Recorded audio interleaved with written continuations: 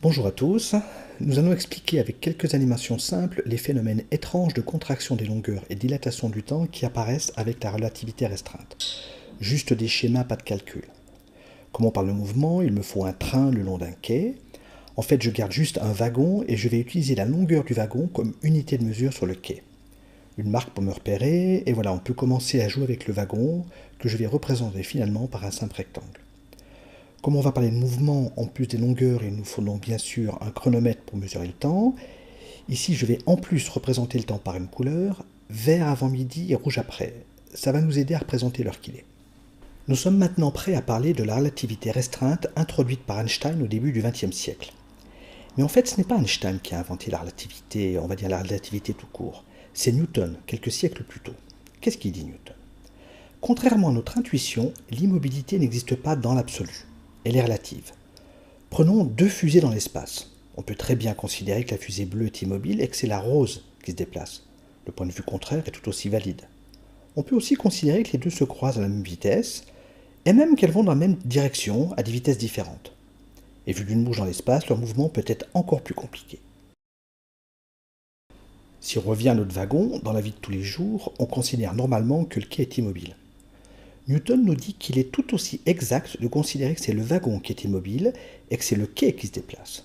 Aucun des deux points de vue n'est plus valable que l'autre. La vitesse est relative et non absolue. Personne, sur le quai ou dans le wagon, ne peut faire une expérience qui lui prouverait qu'il est immobile ou en mouvement, on va dire pour de vrai. Par exemple, imaginons deux cow-boys, un sur le quai, à l'emplacement de la marque, et l'autre à l'arrière du wagon. Au moment précis où ils sont au même niveau, chacun tire une balle de revolver vers l'avant. Chaque cow-boy voit bien sa balle aller à la vitesse normale, mais vu du quai, la balle tirée du train va plus vite, parce que la vitesse du train s'ajoute à celle de la balle. Lorsque la balle la plus rapide arrive à l'extrémité du wagon, la balle du quai a parcouru exactement une longueur de wagon. Si on se place du point de vue du wagon, cette fois-ci la balle du quai va moins vite, c'est normal puisqu'on vient de dire à l'instant que la balle du wagon allait plus vite. Là encore, les balles arrivent exactement en même temps au bout de leur longueur. Aucun cow-boy ne peut prétendre être immobile dans l'absolu. Notre ami Albert Einstein n'a pas remis tout ça en cause. Il a juste ajouté une hypothèse. On ne peut pas aller plus vite que la lumière. Il est impossible que l'avion du bas existe. Qu'est-ce que ça veut dire? Si on équipe nos deux cow-boys avec des pistolets laser, Albert interdit au rayon du wagon d'aller plus vite que celui du quai, contrairement aux balles de tout à l'heure. La vitesse du wagon ne s'ajoute pas à celle de la lumière et les deux rayons vont exactement à la même vitesse. Comme le train avance, le rayon du wagon parcourt un trajet plus long avant d'arriver au bout, il met donc plus de temps. Refaisons l'expérience avec deux chronomètres pour fixer les idées. Sur le quai, le rayon met 10 secondes, alors que celui du wagon met plus du double. Et là, on a un problème. Si le cow-boy du train mesure la vitesse de la lumière, il va trouver une vitesse 2 fois plus petite que le cow-boy du quai. Et alors la relativité des vitesses de Newton ne serait plus valide, puisque le cow-boy du train pourrait affirmer qu'il se déplace dans l'absolu en mesurant une vitesse de la lumière inférieure à celle de l'arrêt absolu. Comme avec la balle du pistolet, il faut que le laser du train arrive au bout du wagon en même temps que le quai. Pour ça, il suffirait que le wagon soit plus court. Avec un wagon contracté, les deux rayons laser arrivent en même temps au bout. Chaque cow-boy mesure le même temps. Ça veut dire quoi cette contraction des longueurs? Est-ce qu'à cause de la vitesse on devient tout plat? Non, il faut plutôt imaginer que c'est lié à la manière dont on mesure la vitesse. Lorsque les gens sont loin, ils nous paraissent tout petits. On sait bien qu'en vrai, ils n'ont pas changé de taille. C'est juste lié à la manière dont on mesure leur hauteur. C'est l'angle sous lequel on les voit. Cet angle diminue vraiment avec l'éloignement. Pareil en relativité, la longueur mesurée diminue vraiment avec la vitesse, mais les passagers du train ne sont pas plus compressés que les gens de loin sont rabougris. Donc, la contraction des longueurs permet apparemment de satisfaire à la fois Newton et Einstein. Il faut quand même vérifier que ça marche dans l'autre sens. Vu du wagon, ce sont les longueurs du quai qui diminuent. Et là, pas de chance. La lumière du quai arrive vraiment très vite au but. Pour le cow-boy du quai, la lumière va plus vite que la lumière. La contraction des longueurs ne suffit pas. Revenons à notre expérience initiale. Dans le wagon, le problème est que le chronomètre n'indique pas les 10 secondes attendues. On a essayé de contracter les longueurs. Essayons de faire de même avec le temps. Avec le doigt, on force l'aiguille à indiquer 10 secondes. On voit que la couleur du wagon est plus claire que celle du quai. Il est plus jeune, le temps s'est écoulé moins vite depuis le moment où les cow-boys ont tiré au laser. Refaisons l'expérience à l'endroit. Pour différencier les horloges qui avancent moins vite, j'en prends des carrés. Les deux rayons vont à la même vitesse, le rayon du wagon parcourt une plus grande distance, mais il ne s'écoule que 10 secondes dans le wagon puisque le temps va moins vite. Est-ce qu'on a trouvé la solution? Il faut vérifier encore une fois en se plaçant du point de vue du wagon. Par symétrie, le temps va s'écouler maintenant plus lentement sur le quai, puisque c'est lui qui se déplace. Et là, pas de chance encore, le temps s'écoule moins vite, la distance est plus courte, la lumière arrive très très vite au bout. Ce n'est pas encore la bonne solution. La situation semble bloquée. Qu'est-ce qu'on a fait jusqu'à présent? On s'est dit que chaque cow-boy mesurait la vitesse de la lumière en divisant une longueur par un temps. On a donc essayé de jouer avec les longueurs et avec les temps. Mais le problème, c'est que ces deux opérations ne permettaient pas de prendre en compte le point de vue symétrique.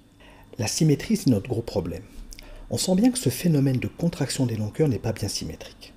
Comment est-il possible que le wagon soit plus petit et en même temps que le quai soit lui aussi plus petit? Regardons de plus près. À midi pile, on marque où se trouve l'avant du wagon avec une marque bleue. Plaçons-nous maintenant du point de vue du wagon et on fait la même chose. À midi pile, le passager à l'avant du wagon fait une marque rose sur le quai. Sur le quai, on a donc deux marques. Comment est-il possible que le wagon ait deux longueurs différentes en même temps? Décomposons précisément ce qu'on sait. À midi, l'arrière du wagon sur la marque noire. L'avant du wagon est lui sur la marque bleue. On sait également que l'avant du wagon était sur la marque rose à midi. Mais à midi, dans le wagon.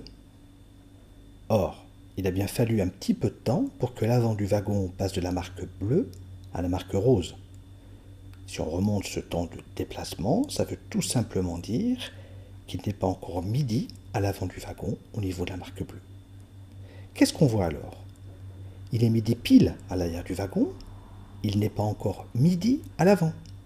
Ça veut dire que lorsqu'il est midi sur le quai à l'intérieur du wagon, il n'y a pas une heure unique, le temps se penche vers le passé. C'est comme si on voyait les âges en perspective à cause de la vitesse. L'utilisation de la couleur permet de représenter ce phénomène pas du tout évident à comprendre et source de bien des erreurs d'interprétation.